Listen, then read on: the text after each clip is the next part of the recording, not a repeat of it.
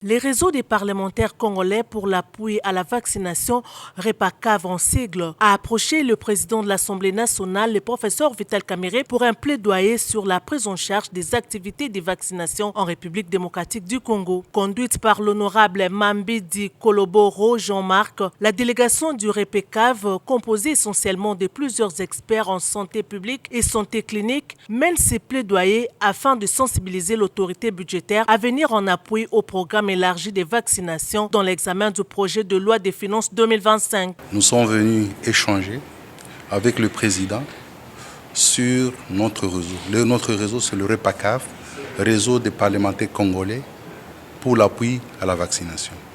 Ce réseau, c'est un réseau des députés ou des parlementaires engagés pour assurer un plaidoyer pour l'appropriation et le financement durable de la vaccination en République démocratique du Congo. Et ce réseau fonctionne au sein de l'Assemblée nationale, réunit les députés nationaux ainsi que les sénateurs. Nous avons un grand rôle à jouer, comme vous le savez. Notre pays, tout au début, n'arrivait pas à financer les opérations de vaccination. Également, on a vu la couverture vaccinale des enfants était trop faible, ainsi qu'il y a plusieurs épidémies de maladies évitables par vaccination qui sont apparues.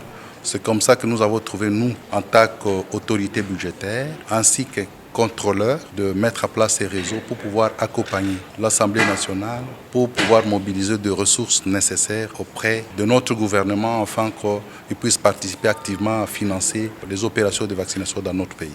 Nous avons reçu vraiment une grande ouverture auprès du président. Il a été très positif. Il nous a assuré de nous accompagner dans le cadre de travail que nous sommes en train de faire, afin que nos enfants, chacun dans le cas où il se trouve, puisse arriver à être vacciné.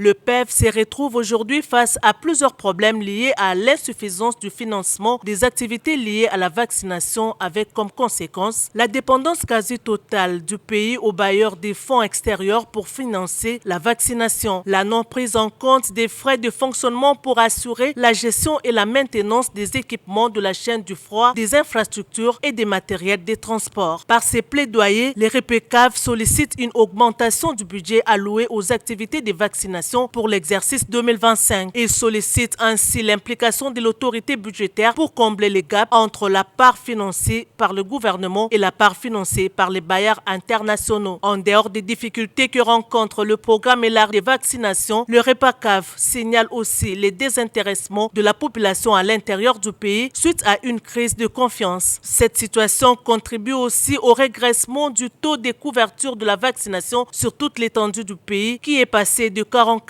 en 2022 à 38% en 2024. Le professeur Vital Kamerhe a aussitôt saisi la commission ECOFIN pour prendre en compte cette demande dans l'examen du projet de loi. Interné depuis le lundi 21 octobre 2024 à l'hôtel Béatrice dans la commune de La Gombe, les membres de la commission économique et financière de l'Assemblée nationale ont eu l'honneur de recevoir le mardi 22 octobre 2024 la visite du président de l'Assemblée nationale, le professeur Vital Kamerhe, accompagné de l'honorable rapporteur Jacques Joly. Le numéro 1 de la Chambre basse du Parlement a voulu, à travers cette visite, s'enquérir de l'avancement des travaux et transmettre les directives du bureau à cet organe technique de l'Assemblée nationale pour lui permettre de faire un examen approfondi du projet de loi de finances 2025 avant de le soumettre au débat à la plénière. Les orientations du speaker de la Chambre basse du Parlement ont tourné autour de l'amélioration du société des Congolais. Vital Kamerhe a insisté sur la répartition équilibrée des ressources de l'État et de la maximisation des recettes à travers la digitalisation et la rigueur dans le travail. Au niveau des recettes, il faudra aussi la digitalisation et la rigueur. Les gens ne vont pas percevoir de l'argent pour eux-mêmes pour ensuite faire des redressements fantaisistes. Ceci doit prendre fin. Le principe qui doit nous guider nous tous, c'est celui de savoir que nous sommes avant tout les représentants du peuple et que le budget, comme toute théorie économique, qui n'a pas comme finalité l'amélioration des conditions de vie de nos populations, ça ne sert à rien. Beaucoup de questions ont été soulevées concernant la répartition des ressources nationales de façon déséquilibrée et injuste pour certaines provinces. C'est l'occasion de corriger cela ici à l'ECOFIN. Il faudra respecter la chaîne des dépenses en évitant tout dépassement budgétaire et faire le monitoring de l'état de l'exécution budgétaire, a martelé le speaker de la Chambre basse du Parlement. Au niveau des dépenses de l'État, nous devons revenir dans la chaîne des dépenses et nous devons définir des priorités de l'État congolais qui ne doivent pas être en opposition avec les priorités de la population. Si nous avons un budget qui atteint 30%, 40%, 50% de dépenses en urgence, c'est une faute grave de gestion en matière de finances publiques, puisque la loi aura été violée alors sérieusement. C'est nous qui sommes l'autorité budgétaire et pour éviter ce genre de dérapage, il faut faire en sorte que l'Assemblée nationale, quand il est chef, puisse avoir accès au compte général du Trésor trimestriellement. C'est pourquoi vous devez élaborer un tableau où trimestriellement, au lieu d'attendre la fin de l'année, reddition des comptes, puisque si dès le premier trimestre, vous voyez que la trajectoire est mauvaise, vous pouvez corriger. Pour le professeur Vital Kamerhe, il faut rééquilibrer les dépenses de consommation et les dépenses d'investissement ainsi que la disparité salariale. Ces élus nationaux doivent examiner minutieusement des programmes lancés par le gouvernement à l'instar de la gratuité de l'enseignement et de la couverture santé universelle, ceci pour le bien de la population congolaise qui attend beaucoup de cette législature. Le professeur Vital Kamerhe s'est fait compléter par 3 éminents experts en finances publiques, à savoir le professeur Mabi Moulumba qui a exposé sur le rôle de la reddition des comptes dans les budgets de l'État, le professeur Mokonda Bonza Florentin qui a développé son exposé sur le rôle de l'investissement dans la croissance économique d'un pays et l'honorable Alain Ngunda, ancien rapporteur de la commission ECOFIN du Sénat. Les travaux en sous-commission vont se poursuivre jusqu'au 28 octobre prochain et vont être immédiatement sanctionnés par l'ouverture des débats en plénière. Dépôt des résolutions de la première session extraordinaire du Conseil supérieur de la Cour des comptes, le président de l'Assemblée nationale, le professeur Vital Kamerhe, a échangé le mardi 22 octobre 2024 avec le premier président de la Cour des comptes, Jimmy Munganga-Ngwaka, venu lui présenter les résolutions de la première session extraordinaire du Conseil supérieur de la Cour des comptes tenue du 7 au 11 octobre dernier. La Cour des comptes de la République démocratique du Congo avait organisé les premières assises de son Conseil supérieur. Conformément à la loi, les résolutions du Conseil supérieur de la Cour des comptes sont destinées au chef de l'État. Mais préalablement à l'intervention du chef de l'État, il est prévu que les résolutions soient transmises d'abord à l'Assemblée nationale pour son avis. Donc je suis venu m'acquitter de ce devoir ce matin. Ce que je peux vous dire, c'est que ces résolutions concernent le recrutement de magistrats à la Cour des comptes, la célébration du départ à la retraite des magistrats qui étaient retraités en 2022 par les ordonnances du chef de l'État. Les résolutions concernent également le départ à la retraite des magistrats qui ont atteint l'âge de la retraite, soit 70 ans, après avoir rendu de bons et loyaux services à la nation. On a également examiné la question relative à la promotion de certains magistrats à la Cour des comptes. En effet, conformément aux prescrits de l'article 41 de la loi organique numéro 18/024 du 13 novembre 2018 portant composition, organisation et fonctionnement de la Cour des comptes ainsi que l'article 33 du règlement intérieur du Conseil supérieur de la Cour des comptes, les propositions du dit Conseil relatives à la carrière des magistrats doivent recevoir l'avis de l'Assemblée nationale avant leur sanction par l'ordonnance présidentielle.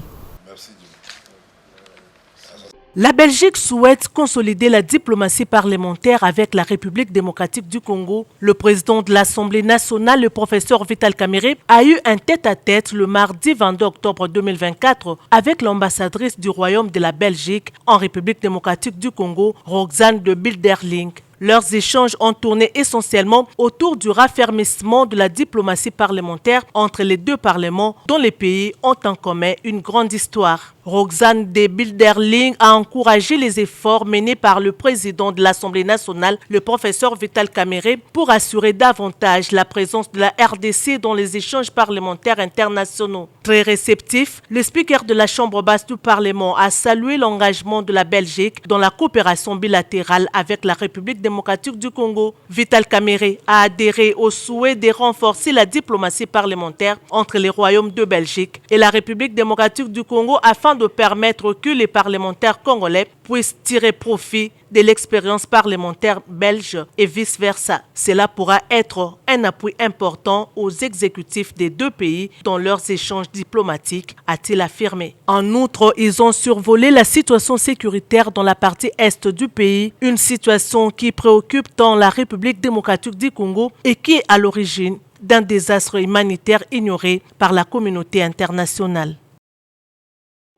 La Chambre basse du Parlement a examiné au cours de la séance plénière du mercredi 16 octobre 2024 deux projets de loi en prélude de l'examen du projet de loi de finances 2025, matière principale de cette session budgétaire. Il s'agit du projet de loi portant reddition de comptes exercice 2023 et du projet de loi rectificative de la loi de finances 2024. Un mois après le dépôt de ce projet de loi par la chef de l'exécutif national, Judith Suminwa-Tuluka, l'Assemblée nationale s'est plongée dans l'examen de ces deux textes présentés respectivement par le ministre d'État au budget, Aimé Boji Sangara, et le ministre de Finances, Dodo Fwamba. Dans sa présentation, le ministre d'État au budget a expliqué à la représentation nationale le facteur qui justifie cette loi rectificative de la loi de finances 2024. L'accroissement des recettes est imputable à la prise en compte des 1749 milliards de francs congolais relatifs à la renégociation du contrat 6 communes repartis au titre des royalties à 908 milliards de francs congolais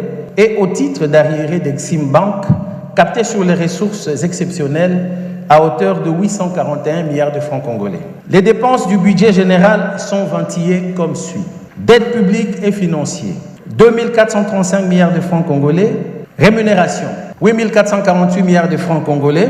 Biens, matériels et prestations, 4127 milliards de francs congolais. Transferts et subventions, 4637 milliards de francs congolais. Le ministre de Finances a pour sa part relevé le contexte dans lequel s'est exécutée la loi de finances 2023 ayant impliqué l'exécution budgétaire enregistrée. En 2023, les recettes du budget général ont été réalisées à hauteur de 26 000 milliards, 474,43 milliards de francs congolais sur une prévision de 30 000 milliards, 299,63 milliards de francs congolais, soit un taux de réalisation de 87,38%. Elles comprennent les recettes internes et les recettes extérieures. En ce qui concerne les dépenses, constituées des dépenses du budget général, des budgets annexes et des comptes spéciaux, les dépenses du pouvoir central prévues à 32 000 milliards, 456,78 milliards de francs ont été exécutées à hauteur de 31 000 milliards, 316,23 milliards de francs, soit un taux d'exécution de 96,49%. Puis s'en est suivi plusieurs heures de débat au cours duquel les élus nationaux ont exprimé sans langue de bois leurs revendications, questionnements et préoccupations sur les deux projets de loi sous examen. Ce tracas ont gravité autour de dépassements budgétaires, les écarts constatés entre le budget alloué et ceux décaissés, la paupérisation de la population et tant d'autres remarques. Après plus de 9 heures de débat général qui s'est étalé sur 2 jours, soit du mercredi 16 au jeudi 17 octobre, et 150 interventions où opposition et majorité s'accordaient et se désaccordaient, c'est donc de manière brève et concise que les deux ministres ont éclairé la lanterne publique tout en reconnaissant la dextérité légendaire qui caractérise le président de l'Assemblée nationale dans sa manière de réguler le débat. Satisfaits de ces réponses, les députés nationaux ont voté à l'unanimité pour la recevabilité de 10 projets de loi. Au vu des résultats de vote, l'Assemblée plénière déclare recevable le projet de loi de finances rectificative de l'exercice 2024. Rappelant à la plénière le nombreux problèmes auxquels le pays fait face au quotidien, ainsi que le rôle que la Chambre basse du Parlement devra jouer afin de trouver des solutions adéquates à ces problèmes pour l'intérêt de la population, le professeur Vital Kamerhe a annoncé que ces 2 projets de loi seront déversés à la commission ECOFIN pour approfondir l'analyse et récolter d'autres suggestions des élus nationaux. Nous sommes des élus du peuple. Personne n'ignore la situation de notre pays. Au moment où je vous parle, il y a des commissions gouvernementales qui ne sont pas aussi payées. Il y a des enseignants quelque part qui ne sont pas payés. Il y a des médecins qui ne sont pas payés, pas par mauvaise foi, mais il y a le principe de l'unicité du compte de l'État. Grâce aux efforts incessants du président de la République Félix Antoine Tshisekedi Tshilombo, les membres du gouvernement, des députés et les membres des autres institutions, nous essayons, dans des conditions difficiles, pays en guerre, d'améliorer les conditions de vie. Même la plus belle femme du monde ne peut donner que ce qu'elle a. Et nous allons les envoyer, c'est-à-dire les deux projets de loi, pour un examen approfondi à la Commission économique, financière et de contrôle budgétaire. Nous accordons à cette commission un délai de 10 jours en vue de réaliser le travail lui confié et d'en déposer le rapport au bureau de l'Assemblée nationale. Pour finir, la plénière a statué sur le deuxième point à l'ordre du jour, à savoir la présentation de membres de commissions permanentes et leurs bureaux constitués après consensus de différents groupes parlementaires. Les dés sont ainsi jetés pour que les députés nationaux se penchent maintenant sur l'examen de la loi de finances 2025 en mettant en avant les intérêts du peuple afin de permettre au gouvernement souminois de mettre en œuvre son plan d'action adopté lors de son investiture par l'Assemblée nationale.